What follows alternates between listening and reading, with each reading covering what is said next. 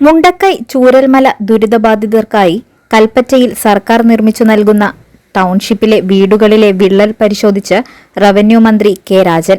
വിള്ളൽ വിവാദമായതോടെയാണ് റവന്യൂ മന്ത്രി ടൗൺഷിപ്പിൽ നേരിട്ടെത്തി പരിശോധന നടത്തിയത്. ഒരു വീടും ദുരന്തബാധിതർക്ക് കൈമാറിയിട്ടില്ലെന്നും താമസം തുടങ്ങിയ ശേഷം പ്രശ്നങ്ങൾ വന്നാൽ ഊരാളുങ്കൽ സമാധാനം പറയേണ്ടിവരുമെന്നും മന്ത്രി പറഞ്ഞു. വിള്ളൽ രേഖപ്പെടുത്തിയ ഭാഗങ്ങളിൽ മന്ത്രി തന്നെ നേരിട്ട് ഉരച്ചുനോക്കി പരിശോധന നടത്തുകയും ചെയ്തു.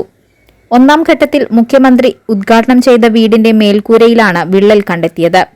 2 ആഴ്ച മുൻപ് പെയ്ത മഴയിൽ വീടിന്റെ ഉള്ളിലേക്ക് വെള്ളം കിനിഞ്ഞിറങ്ങുകയും ചെയ്തു. എന്നാൽ കണ്ടെത്തിയത് വിള്ളലല്ലെന്നാണ് മന്ത്രി പറയുന്നത്. താമസം തുടങ്ങിയ ശേഷം പ്രശ്നങ്ങൾ വന്നാൽ ഊരാളുങ്കൽ സമാധാനം പറയേണ്ടി വരും. അത് സർക്കാരിന്റെ ഗ്യാരണ്ടിയാണ്. മേൽക്കൂരയിൽ വെള്ളം കിനിഞ്ഞ് വന്ന പാടുണ്ട്. വിള്ളൽ ഉണ്ടായിട്ടില്ലെന്നും രാജൻ വ്യക്തമാക്കി.